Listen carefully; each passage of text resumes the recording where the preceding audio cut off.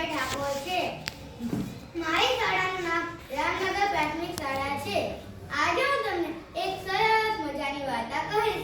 વાર્તાનું નામ છે બકરી અને તેના બે બચ્ચા. એક સુંદર ગામ હતું. ગામમાં એક ગામથી બીજા ગામ જવાનો નાનકડો એક રસ્તો હતો. એક દિવસ એક બકરીને ઘર મૂકવાનું મન થયું. બકરી રસ્તા પર જઈ બે કરતી બેસી ગઈ અને માલગાડાની રાહ જોવા લાગી. થોડી જ વારમાં એક ગોળનું ગાડું આવ્યું. ગાડાવાળો કહે, એ બકરી રસ્તા પર કેમ બેઠી છે? ઊભી થા, મારે જાવું છે. બકરી બોલી, બકરી કોને કહે છે? બકરી તારી માં અને બકરી તારી બહેન. તારાથી બકરી બેન નથી કહેવાતું? ચાલો બકરી બેનને ઘર બાંધવામાં મદદ કરો. જ્યારે તમે ગોળનું ગાડું ઝાડ નીચે ઠલવશો ત્યારે હું અહીંથી ખસીશ. ગાડાવાળો તો ગોળનું ગાડું ઝાડ નીચે ઠલવી આવ્યો. બકરી ઊભી થઈ ખસી ગઈ.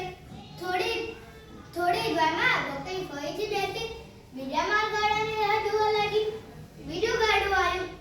ગાડામાં તો શેરડીના સાંઠા હતા. ગાડાવાળો કહે, એ બકરી રસ્તા પર કેમ બેઠી છે? ઊભી થા, મારે જાવું છે. બકરી બોલી, બકરી કોને કહે છે?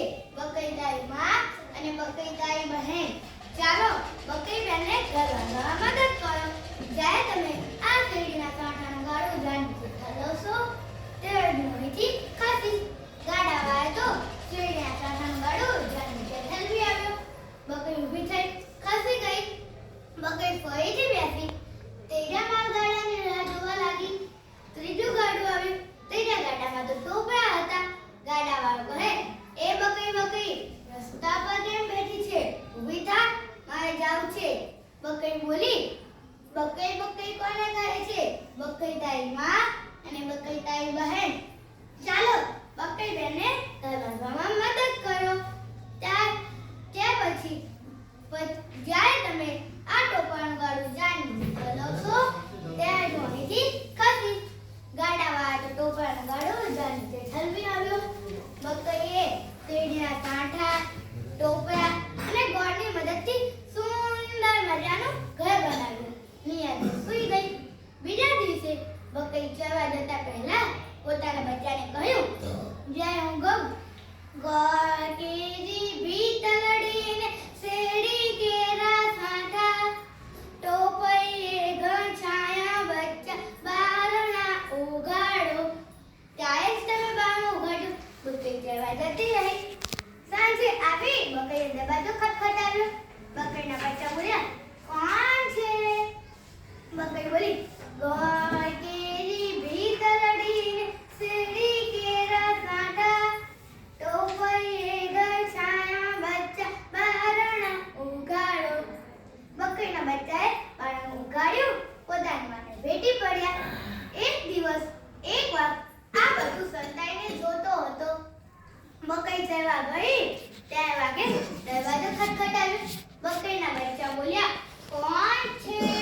વાઘ ગાવા લાગ્યો, ગોળ કેરી ભીતલડીને શેરડી કેરા સાંઠા, ટોપરીએ ઘર છાયા બચ્ચા બારણા ઉઘાડો.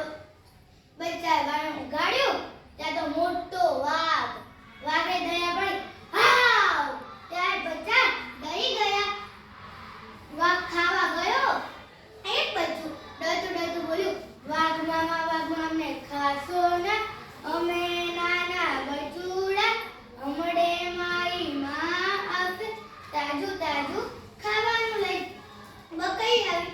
બકરી બોલવા લાગી, અરે વાઘભાઈ, ક્યાં ગયા હતા આટલા દિવસ સુધી? આવો. બકરીએ તો વાઘભાઈને તાજું અને ભાતનું ખાવાનું ખવડાવ્યું. વાઘ તો બોલવા લાગ્યો, બકરી